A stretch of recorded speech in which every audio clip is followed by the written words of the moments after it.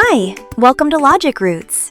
This video covers Monster Sock Factory, Gameplay 3, I pack, you pack. Let's get started. Best viewed horizontally and pause wherever you need to. Time to compete. In I pack, you pack, the first player to ship all 10 sock packets for any 6 different monsters wins. Each player sets up their own warehouse, 10 sock packets for each of the 9 monsters. Shuffle all the cards together, Easy, Challenge, Wild, and Skip, into one shared deck in the middle. Youngest player goes first, then take turns clockwise. On your turn, draw from the shared deck. You get a 49. That's your order to fill. Fill the order from your own warehouse only. A 49 means 7 packets for the 7-legged monster. Say it out loud.